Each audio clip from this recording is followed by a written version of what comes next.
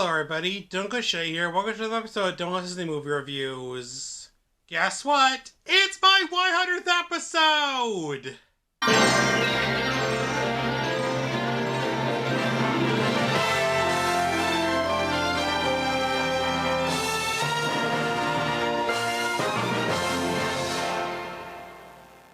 Yep, I've already made 100 episodes.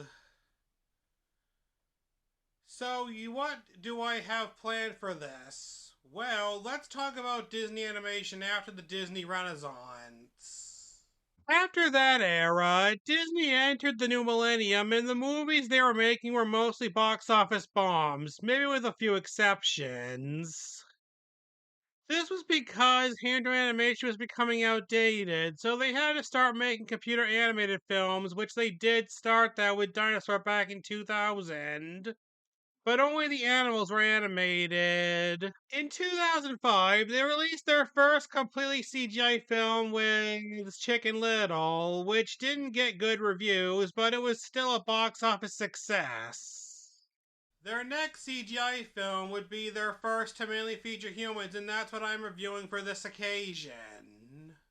Released on March 30th, 2007, the movie is Meet the Robinsons. The movie begins in a city on a rainy night in 1995 where a woman leaves her baby on the stoop of the 6th Street orphanage.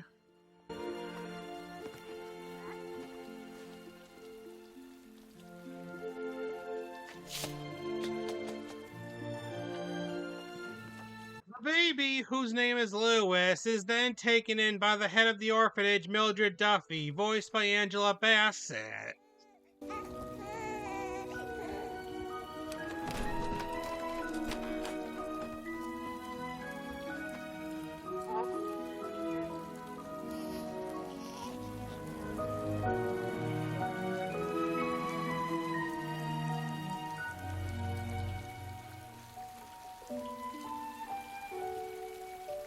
Twelve years later, in 2007, Lewis, voiced by Daniel Hansen, and later in the movie by Jordan Fry, worked on his latest invention to impress his next possible adoptive parents. While his roommate Michael Gubian, voiced by Matthew Justin, talks about his love for baseball. It's my destiny to play that game. I don't really care about winning. Well, now I do, because we've lost every game. I've gotten tired of it. I'm working, so hard. All the balls are getting thrown to me. I'm trying to catch, everyone. All of the people in the outfield are all looking around and... Come on, let's play some baseball, okay? Not the lazy game.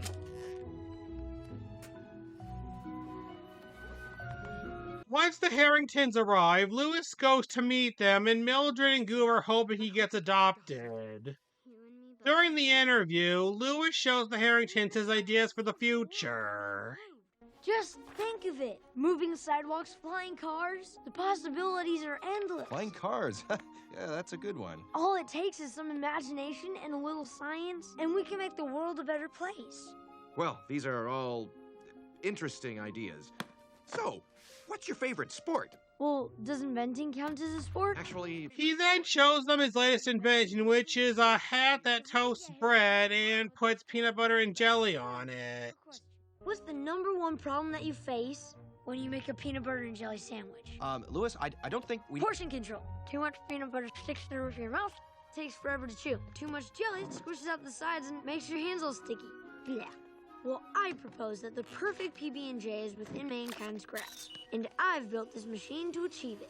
For this demonstration, I'll use regular bread. Honey, it's okay. As you can see, toasting is an option. We don't usually eat peanut butter. Louis, this is really not necessary. It's jammed! The invention goes wrong, squirts PB&J all over the room, and Mr. Harrington's skin swells up because he's allergic to peanuts. Ah! Sorry! Here, let me help you get that off! Stand back! Is it gonna be okay?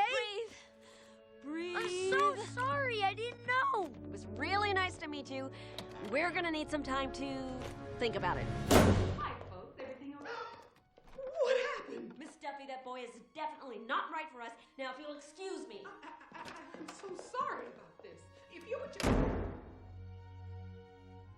After that, Lewis goes up to the roof. Mildred then shows up, and Lewis believes he's the reason nobody will adopt him. It's not you. We just haven't found the right couple yet. 124. What? That's how many adoption interviews I've had. 124. Oh, Lewis, come on now. You're exaggerating just to make your point. Plus, I'm gonna be 13 next year, and you know how hard it is for a teenager to get adopted. I have no future.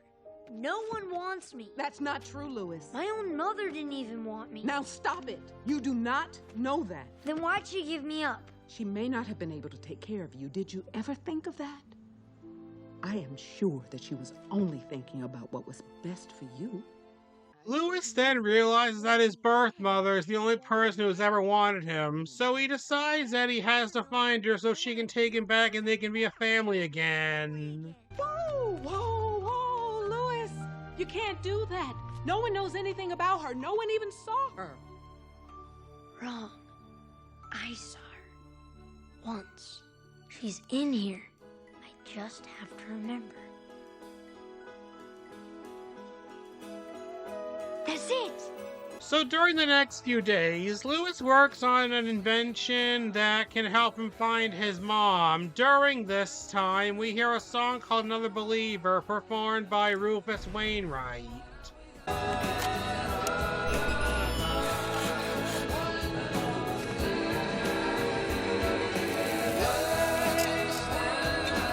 Once it's finished, Lewis heads to the science fair, which is being judged by Lewis's teacher, Mr. Willerstein, voiced by Tom Kenny, best known for voicing SpongeBob SquarePants. Dr. Lucille Krunkelhorn, an Inventco Lab scientist, voiced by Laurie Metcalf, and the school's gym teacher, Coach, voiced by Don Hall. And what makes you qualified to judge a science fair? It's my gym. They first check out a model of Mount Vesuvius by Stanley Pikowski, voiced by Paul Butcher. The toggle switch isn't toggling. Dr. Krunkelhorn. Barium, cobalt, Einstein, Kool-Aid. I don't know what she just said, but this project is unacceptable. Now give me 20 laps around the gym. Move it, move it, move it. Go, go, go. Coach. I'm watching you. They then check out some fire ants presented by Lizzie, voiced by Tracy Miller Zarni. Lizzie, we talked about the fire ants. You know that they have a tendency to bite people. Only my enemies.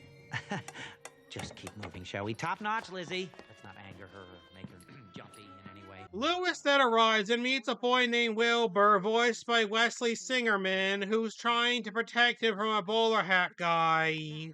Tall man, bowler hat, approached you? No, why? I could lose my badge for this. He's a suspect in a robbery. What'd he steal? A time machine. A what? I've tracked him to this time and my informants say he's after you. Me? Why me? The boys back at HQ haven't figured out a motive yet. And by HQ, I mean headquarters. I know what HQ means. Good. You're a smart kid. That might keep you alive. For now. Just worry about your little science gizmo and leave the perp to me. And by perp, I mean perp. I know what it means. Okay, Mr. Smarty Pants.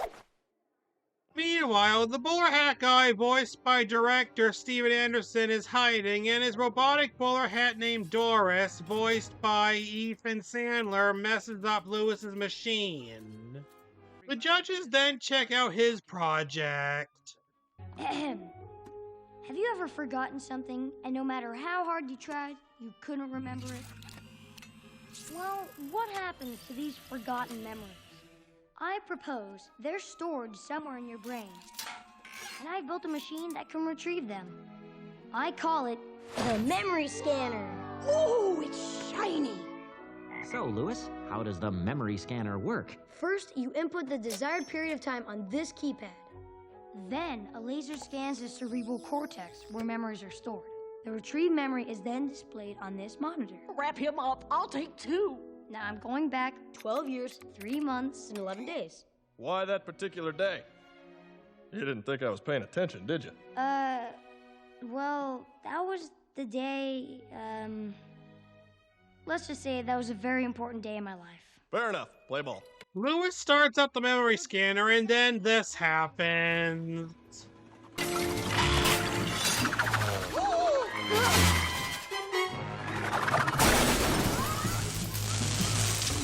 He's gonna blow!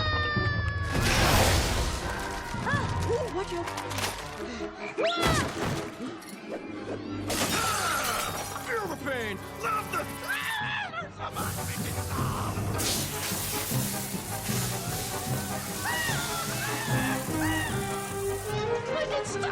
Coach, suck it up, okay? Let us conduct ourselves in a way that we'll all be proud of tomorrow. Let's calm Mr. down. Willerstein, I didn't mean to. Not now, Lewis. I'm sorry. I'm so sorry.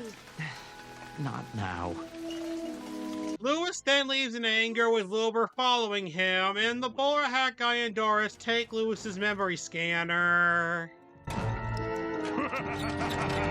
Lewis goes up to the roof of the orphanage where Wilbur shows up and tells him that the bowler hat guy ruined his project. My project didn't work because I'm no good. There is no bowler hat guy, there is no time machine, and you're not from the future. You're crazy! Ho ho! I am not crazy. Oh yeah, Captain Time Travel? Prove it! Yeah, that's what I thought. I'm just gonna go lock myself in my room and hide under the covers for a couple of years. If I prove to you I'm from the future, will you go back to the science fair? Yeah, sure, whatever you say. Hey, let go of me! So Wilbur pushes Lewis off the roof where he lands in a time machine, and Wilbur takes him 30 years into the future to the year 2037, where everything is technologically advanced.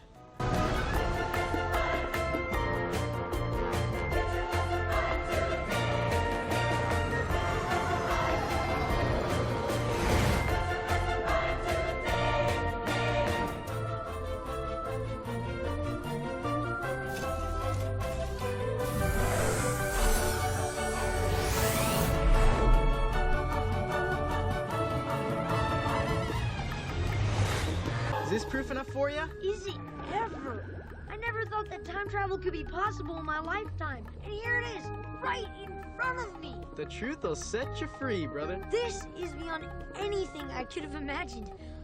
This means I could really change my life. Wilbur then tries to take Lewis back to the science fair to fix his memory scanner, but Lewis refuses to do that and tells Wilbur to take him back to see his mom. I could actually go back to that night and stop her from giving me up. The answer is not a time machine. It's this. This? You want to know what I think about this? What are you doing? I'm sorry, Wilbur, but you don't know what I've lived through. Louis, no!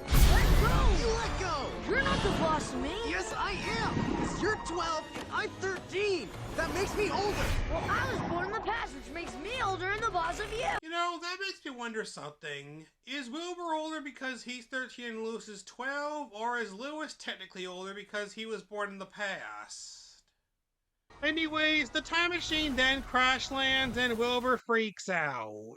I'm not allowed to look at this thing, let alone drive it. Mom and Dad are gonna kill me, and I can tell you this, it will not be done with mercy. Isn't there like a time machine repair shop or something? No, there's only 2 time machines in existence, and the bowler hat guy has the other one. Well, somebody's gonna have to fix this. Good idea. You're smart. You fix it. Are you crazy? I can't fix this thing. Yes, you can. You broke it. You fix it. So Lewis agrees to fix the time machine, but only on the condition that afterwards Wilbur takes him back to see his mom. What? You didn't even follow through on our last deal. How can I trust you? Well, you told me you were a time cop from the future. How can I trust you? Touché. So do we have a deal?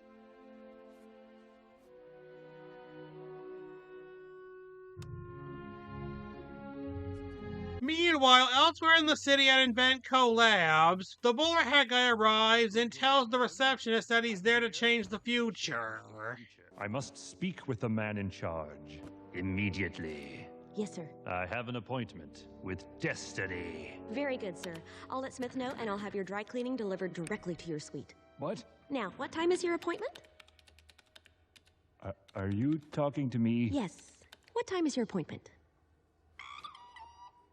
The big hand is on. Oh, 2 o'clock. You're the 2 o'clock.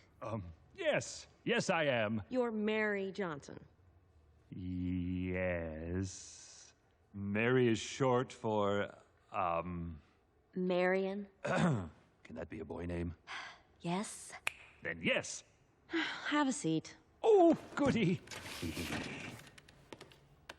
Once the board's ready to see him, the bowler hat guy doesn't know what he's going to say, so Doris shows him what to say from outside the window of the conference room. Prepare to be amazed. Oh, I got it. Prepare to be amazed. This is my invention. I doubt any of you have seen anything as brilliant as this device. Very well. Miss Johnson? It's Ms. You have 2 minutes. Please begin. Mesdames et messieurs, voila! It's shiny. What is that thing? Well, I like to call it my,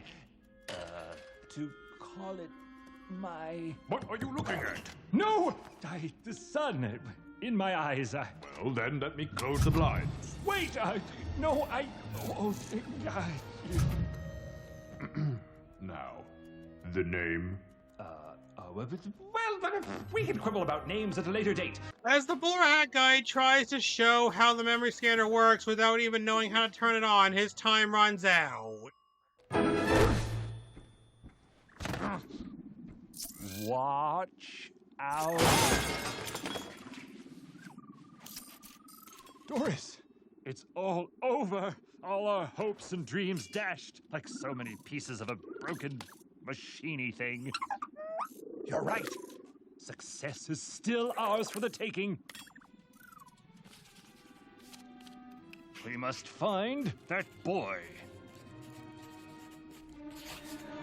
Meanwhile, Lewis and Wilbur push the time machine into the garage at Wilbur's house, and a robot named Carl, voiced by Harlan Williams, asks for the password.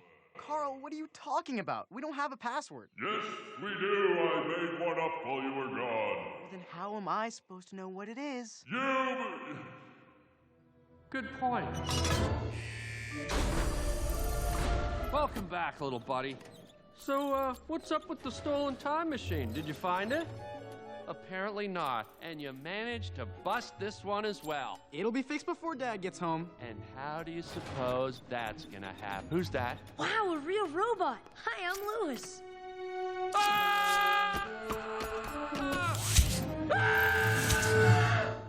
Well, that was unexpected. As was that. Wilbur tells Lewis that if his family finds out that he brought it from the past, he'd be in big trouble because Lewis's hair is a dead giveaway. Why would my hair be a dead giveaway? That is an excellent question. Wait, where are you going? Another excellent question. I don't just want to sit here. Stay. But...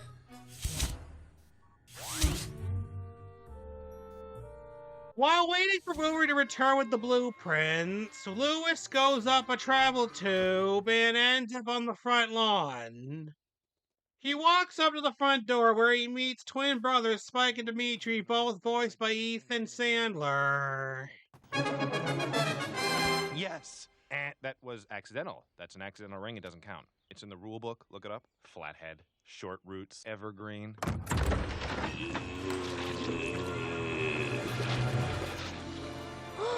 Meanwhile, Wilbur talks to Carl and tells him about the plan he has. First, we keep Lewis in the garage away from everybody. I show up and give him the pep talk of the century. Then, he fixes the time machine. Why is it an acorn? I didn't have time to sculpt everything. Okay, now the time machine is fixed, his confidence in inventing is restored, he goes back to the science fair, fixes his memory scanner, thus restoring the space-time continuum. What about taking him back to see his mom? I just told him that to buy some time. Oh, yeah. Can't see that one blowing up in your face. Trust me, I got it under control. Wilbur Robinson never fails. Now, blueprints? If this thing ever blows over, I really gotta get away from you and get some quiet time. In the front yard, Lewis runs into a man who wears his clothes backwards, named Bud, also voiced by Steven Anderson, and he's looking for his teeth. Been digging holes all day. Can't find them anywhere. All right, look, old man. I need to get back to the garage. Wilbur left me down there and I wasn't supposed to leave, and these monsters attacked me on the Monsters? porch. There's no monsters on the porch, Shinity. Listen to me. Of course, I also didn't think there was a woodchuck living on my arm, and whoop, looky there. Hope he ain't got rabies. Old man, I need to get to the garage. Sure, I'll get you there in a jiffy. I know a shortcut. While looking for the garage, Lewis meets the rest of Wilbur's family, including Aunt Billy, voiced by Kelly Hoover, and Uncle Gaston, also voiced by Don Hall. And he races himself launched from a cannon against Billy's toy train. That's a toy train? On your mark, get set, go. 3.7 seconds. I win! There's Uncle Joe, who always sits in his easy chair. Uncle Art, a pizza delivery man dressed as a superhero, voiced by the late Adam West. On a side note, while Adam West was 78 years old at the time, Art kind of looks like he's in his 40s, and Adam's voice for him actually makes him sound that age instead of older. Now that's talent. Then there's Cousin Tallulah and Cousin Laszlo, voiced by Steven Anderson and Ethan Sandler respectively, and their parents, Uncle Fritz and Aunt Petunia. A hand puppet, both voiced by Ethan Sandler. There's also Bud's wife, Lucille, Spike and Dimitri, who I already mentioned, the butler, Lefty, a one-eyed octopus voiced by Nathan Grano, and finally Wilbur's mom, Franny, voiced by Nicole Sullivan, who trains frogs to sing. You ask me over and over and over, have you seen my peacock-feathered hat? Frogs? Taught him everything they know. Franny, this is Lewis. Nice to meet you, ma'am. Perfect timing. We need someone on maracas. Where is your heart at? Nobody knows that. Even though you've hit her, me, and an army searching, I've got a feeling you will be reeling when you are bad and the circus comes to town. Grandpa, I think I found your teeth. Even dressed up as a magician or something like that. Sarsaparilla, my teeth are back. After that, Lewis leaves and runs into Wilbur. Louis, I told you to stay in the garage. I did, but I went up the tube and I ran into your family and I... You met my family? By the way, people, here's how the Robinsons are related. Bud, Fritz, and Joe are brothers. Fritz is married to Petunia. Tallulah and Laszlo are their children. Joe is married to Billy. Lefty is the butler. Spike and Dimitri are twins. Nobody knows who they're related to besides each other. Anyways, Lucille is married to Bud, and Cornelius is their son. Cornelius is married to Franny, and her brothers are Gaston and Art. And Wilbur is the son of Franny and Cornelius. Meanwhile, the boyhead guy arrives in the past at the orphanage looking for Lewis and meets Goob. Today, everyone that beat me up called me puke face and butterfingers and booger breath. Nice to see that they're branching out. I'm sorry, I didn't mean to. I was just looking for Lewis. Try the roof. He's always up there being dumb. Of course. Why didn't I think of that? Goob tells the boy hat guy that he lost a baseball game because he fell asleep. Then I got beat up. Afterwards, Coach took me aside and told me to let it go. I don't know, he's probably right. No! Everyone will tell you to let it go and move on, but don't. Instead, let it fester and boil inside of you. Take these feelings and lock them away. Let them fuel your actions. Let hate be your ally, and you will be capable of wonderfully horrid things. Heed my words, Goob. Don't let it go. What? The boy hat guy and Doris go up to the roof only to find Lewis not there, so they look for clues.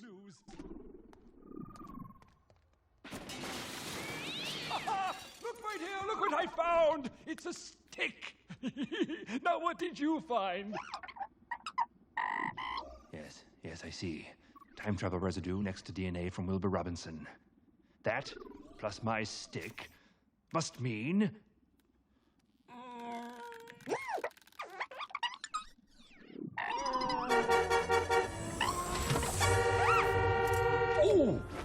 future. Shotgun!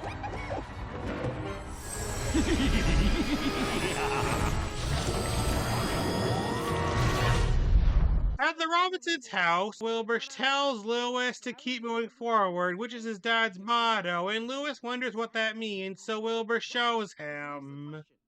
Robinson Industries, the world's leading scientific research and design factory. My dad runs the company.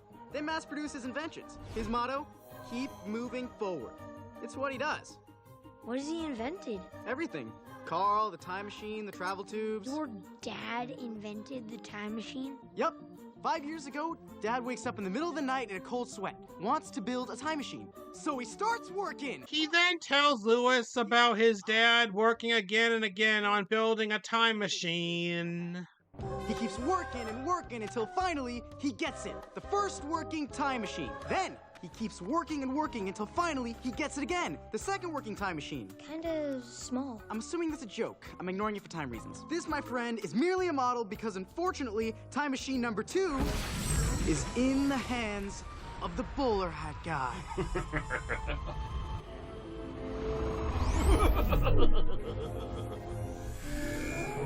Lewis then works on fixing the time machine. Once he's finished, they try to test it out, but it still needs some work. Well, you know what they say. Keep moving. Don't say it!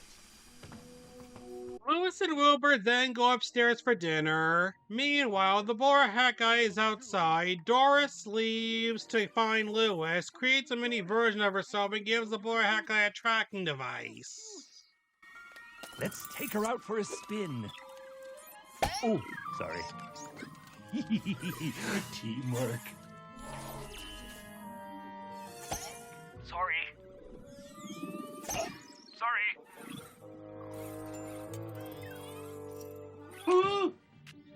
Aha!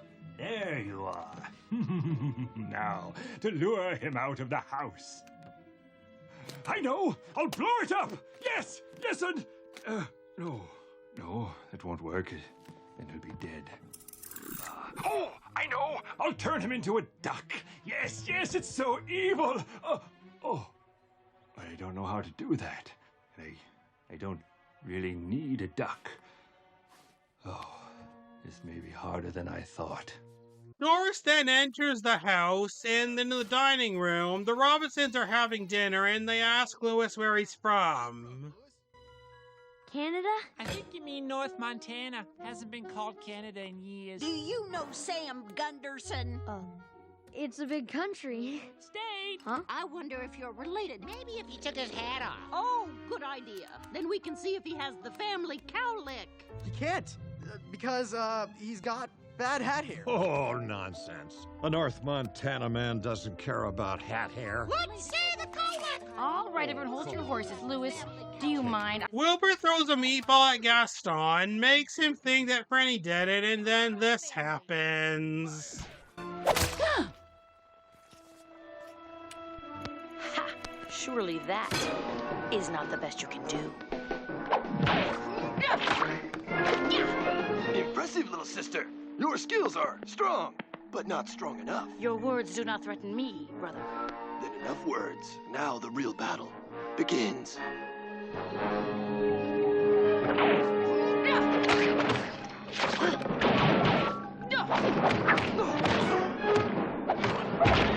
Your meatballs are useless against me. Then perhaps it's time for spicy Italian sausage.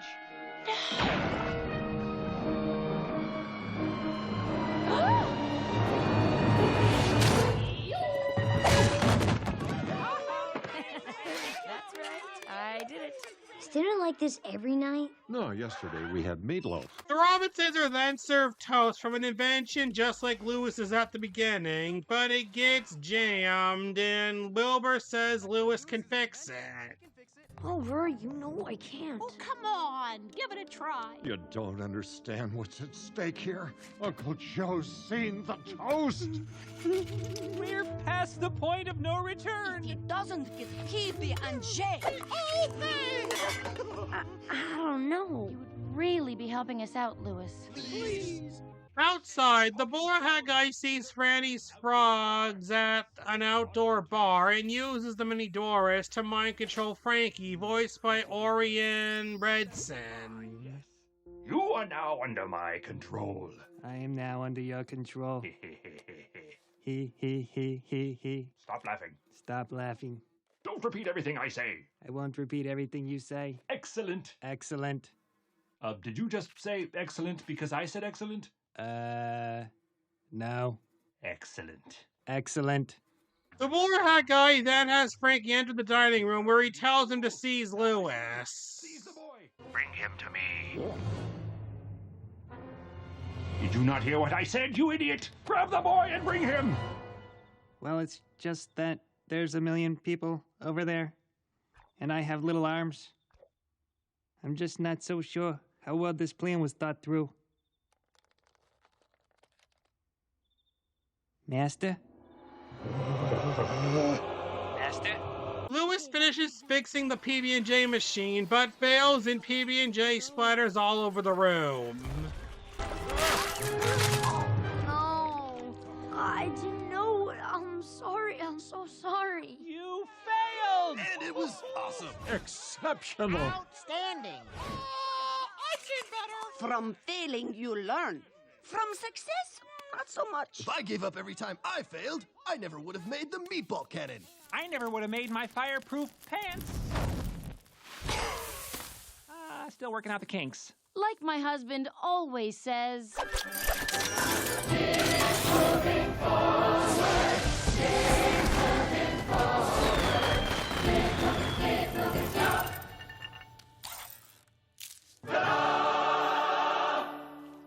Outside, the bowler hat guy tries to think about who would make a better henchman. What is he still doing here? Get rid of him. Oh, my noggin. Hey, what are you doing? Get your lousy mitts off of me. You're gonna regret this. Whoa, wait. Don't move. That's it. I wonder if I should tell Doris. No, I'll make it a surprise. In the dining room, Doris enters and the Robinsons have a toast to Lewis's failure. May it lead to success in the future. Gosh, you're all so nice. If I had a family, I'd want them to be just like you. Oh, well then, to Lewis. To Lewis! To Lewis! Suddenly, a dinosaur being mind-controlled by the bowler hat guy shows up and tries to get Lewis, but the Robinsons then attack.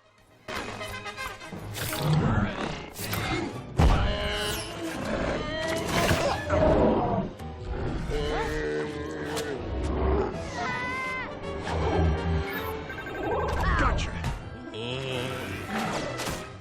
You messed with the wrong family.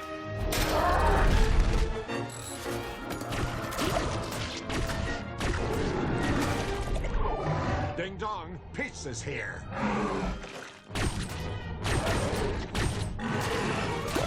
No! Okay, everybody. This dino's deep dished.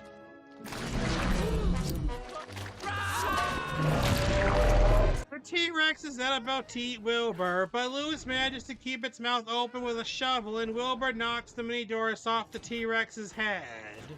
No! No!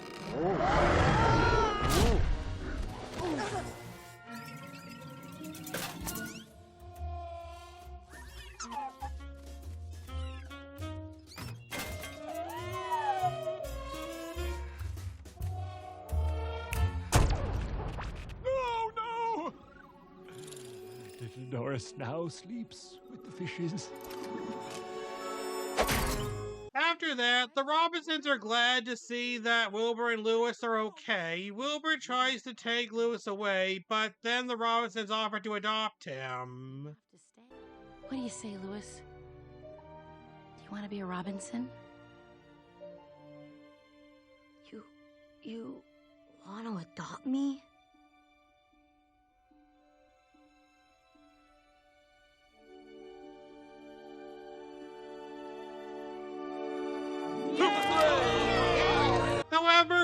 removes Lewis's hat, and they see he's from the past and say that he has to go back to his own time. What? You just said. I know what I said. I'm from the past. So what? Lewis, look at me. You're a great kid, and we would never do anything to hurt you.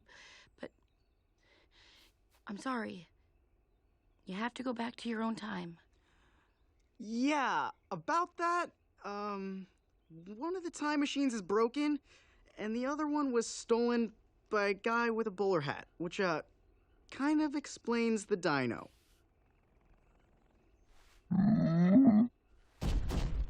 Lewis then asks if he can go back to find his mom since Wilbur promised to take him, but then Wilbur reveals that he lied. Lewis, wait! I can't believe I was dumb enough to actually believe you were my friend. I am your friend! Lewis then runs off and meets the bowler hat guy, who offers to take him back to find his mom if he fixes his memory scanner. Wilbur catches up to Lewis, but Lewis goes with the bowler hat guy.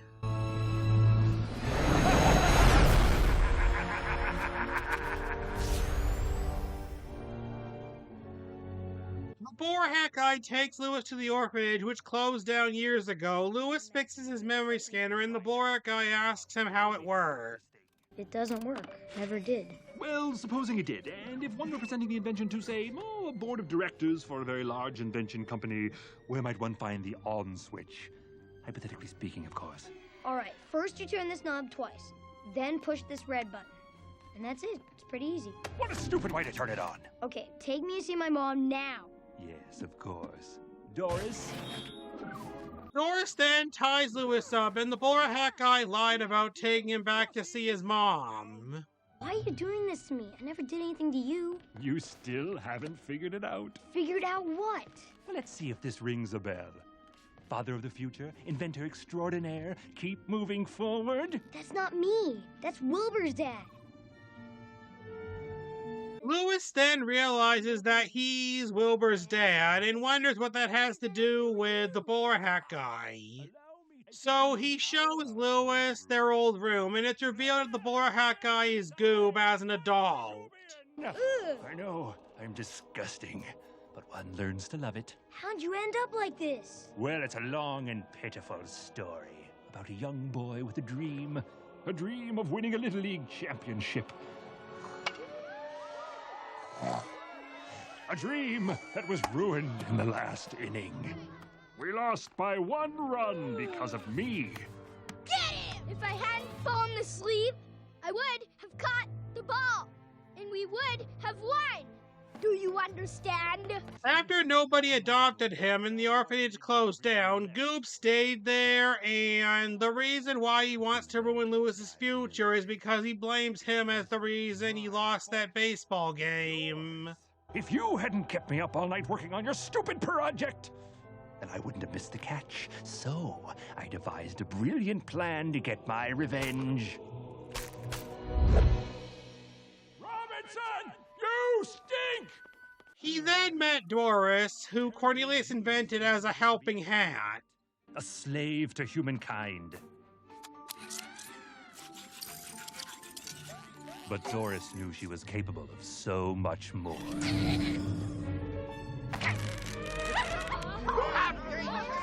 However, you didn't see her true potential. Got it! So you shut her down.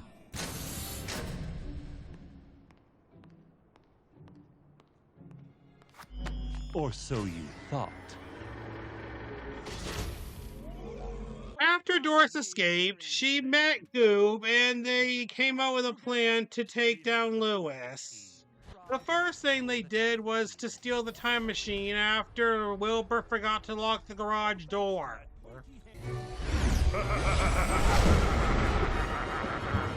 And now all that's left is to return to Inventco, where I'll pass off your little gizmo as my own. But you have no idea what that could do to this future. I don't care. I just want to ruin your life. Goob and Doris then tried to leave with Lewis and his memory scanner, but then Wilbur and Carl show up. Lewis takes his memory scanner back, and they head home. Ow! That's for not locking the garage door. You know about that? I know everything. You gotta admit, this will be a great story to tell me someday. However, Doris damages Carl, takes Lewis's memory scanner, and she and Goob head off to show it to Inventco. Lewis, you have to fix the time machine. No, I can't.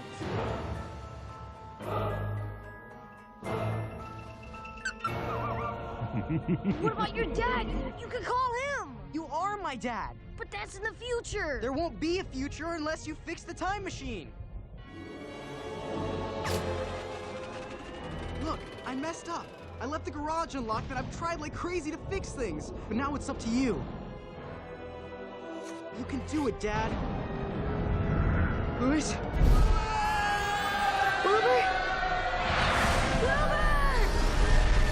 Lewis enters the garage and sees on his memory scanner that Doris was actually using Goob to get her own revenge on Lewis.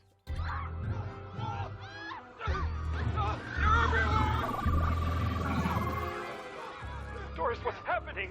I don't understand. He just wanted to ruin his future, not this.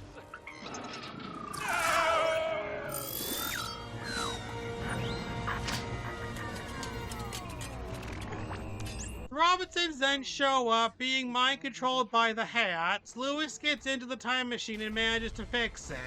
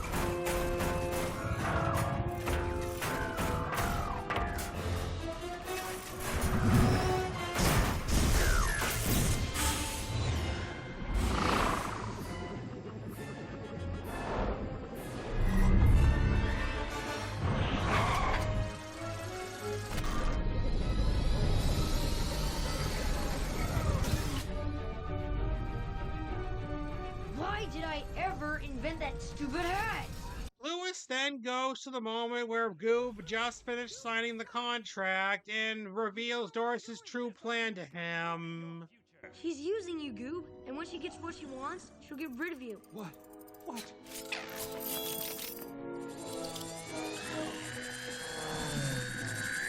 I am never going to invent you.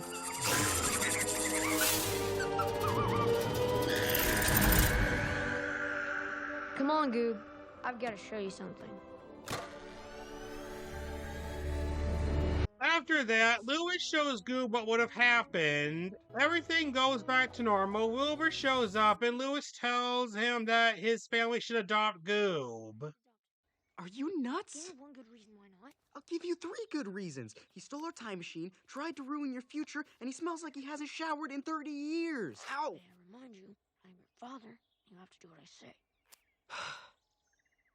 Okay, Mr. Yagoobian, do you want to be a Robin's... Where'd he go? Goob. Goob!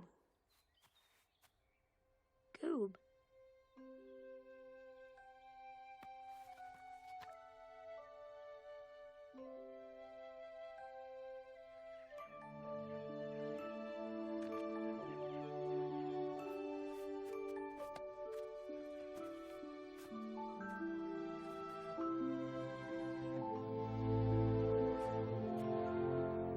Lewis and Wilbur then reunite with the rest of the family. Cornelius, voiced by Tom Selleck, by the way, arrives home and shows Lewis his future lab.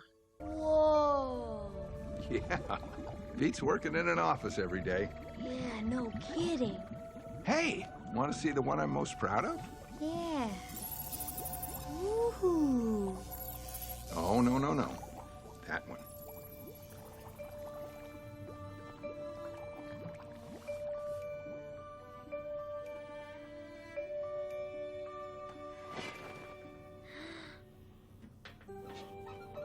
was our first real invention. It's the one that started it all. Wowee. So if I go back now, then this will be my future. Well, that depends on you. Nothing is set in stone. You got to make the right choices and keep moving forward. Later, Wilbur takes Louis back to the science fair, but first takes him back to see his mom because of their deal.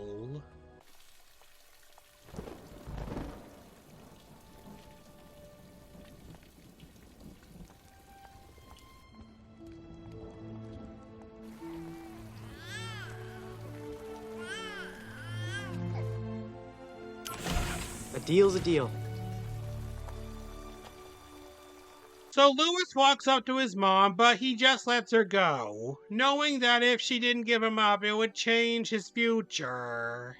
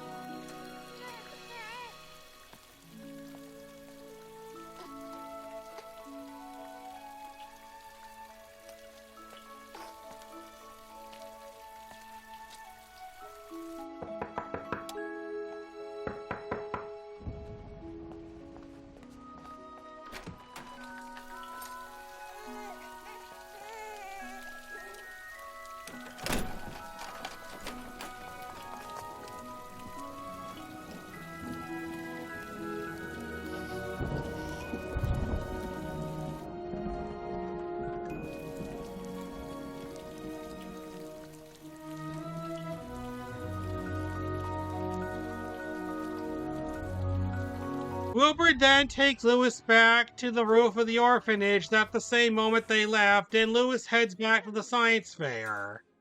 But first goes out to the ball field and manages to wake Goob up just in time to catch the ball. Go! Go! Wake up!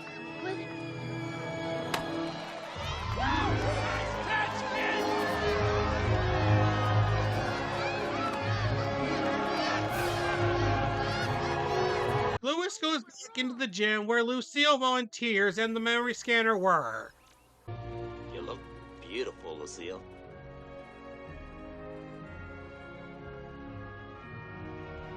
Bud? Bud then shows up and Louis meets his future wife, young Franny, voiced by Michael Jill Murphy. Frankie, what if I told you about running away? Frankie? My star pupil. My name's Franny, and I teach frogs music. Really? Mm-hmm. You know that frogs have more musical ability than people, but nobody believes me. They all think I'm crazy. You think I'm crazy too. No, I think you're right.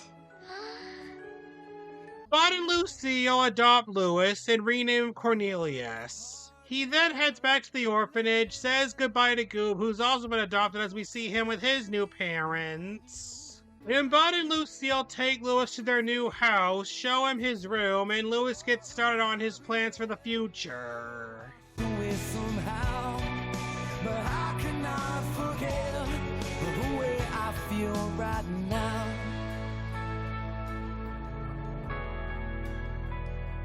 And that was Meet the Robinsons.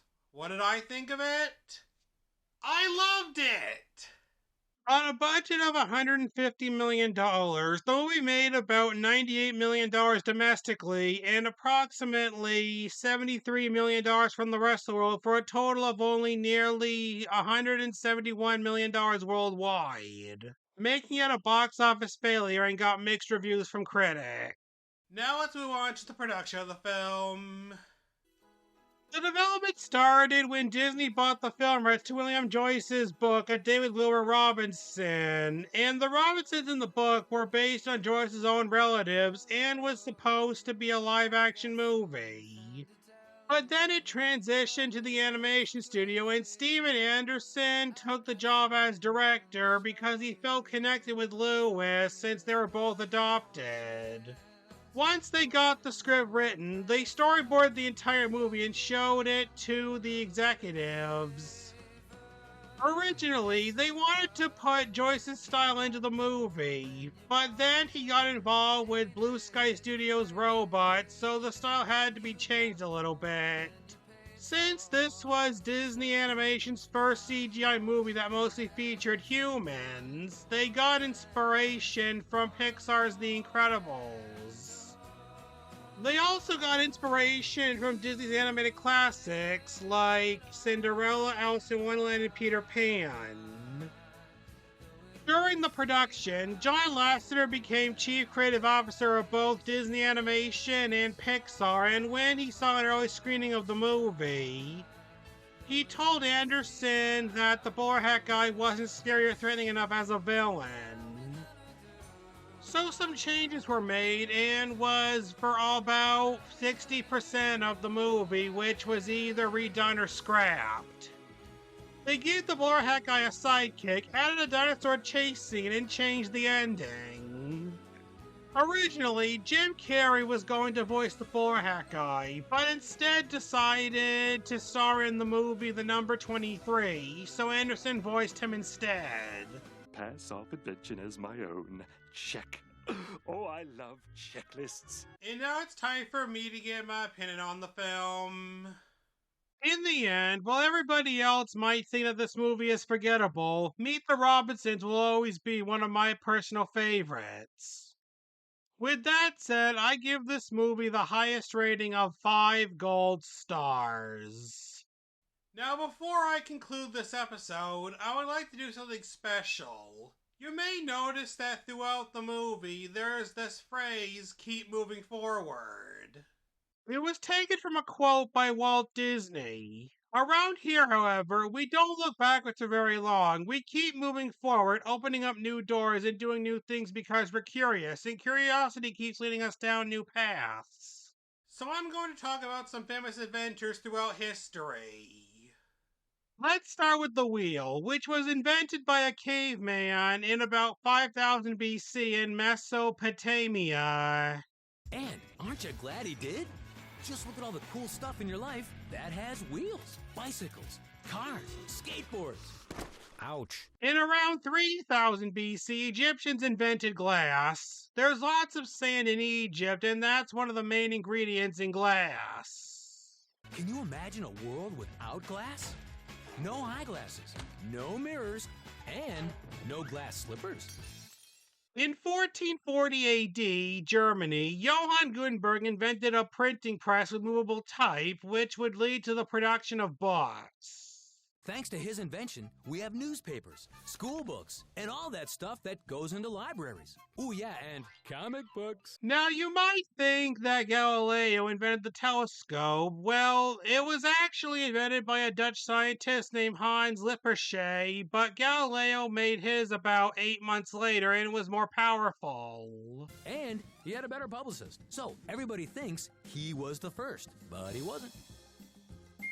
And just think, those modest little telescopes 400 years ago led to the giant telescopes of today, including the Hubble Space Telescope, which allows us to look at the far reaches of the universe. In 1876, Alexander Graham Bell invented the telephone. And what started out as a rather large, clunky machine has evolved to the modern-day cell phone, small enough to fit in your pocket. Thomas Edison lit up the world with some bright ideas, like inventing the light bulb and the movie projector. Later, Carl Friedrich Benz invented the first car in 1885 called a Model T. Then there were the Wright brothers, Orville and Wilbur, who invented the airplane in 1903. While the Wright brothers' first flight traveled only 120 feet and lasted a mere 12 seconds, today's jumbo jets can travel thousands of miles. And their brethren, like the space shuttle, can circle the Earth, staying aloft for weeks at a time. Then Philo T. Farnsworth invented the television set in 1927. Who would have thought back then that someday television would be viewed on tiny, portable screens? How many times has someone said, "It's the greatest thing since sliced bread"? Then in 1928, Otto Friedrich Roeder invented sliced bread. That invention, of course, made it possible for peanut butter and jelly sandwiches. Okay, who's hungry? Finally, there was Walt Disney, who created Disneyland and Disney World, which are both filled with something else he created. Audio animatronics? Right, audio animatronics. Machines that are so lifelike, you have to wonder if those pirates you're looking at are real or not. Arr! And these realistic animatronics have led the way in research for the robots of tomorrow. He also created Epcot, which stands for Experimental Prototype Community of Tomorrow. Epcot was originally built and dedicated to showcase the technological advances and inventions of today that will improve our future lives. Walt Disney truly believed that if we keep moving forward, we will discover rich new worlds and, in a very real way, shape the world and invent the future. To the future! And what an exciting future awaits us all. Well, that's it for Meet the Robinsons and my 100th episode.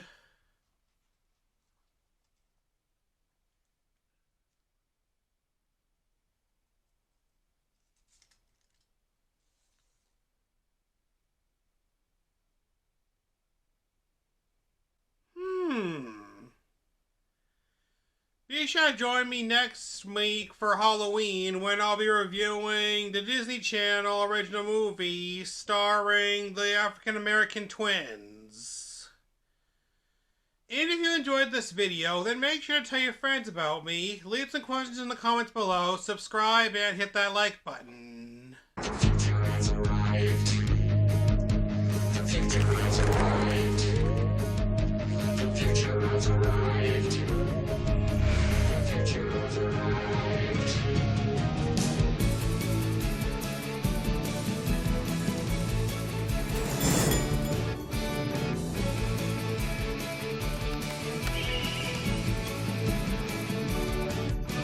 future's arrived, nobody can doubt.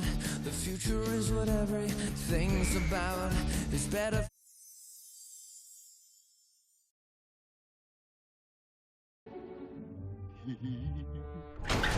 Doris, get it off! Get it off!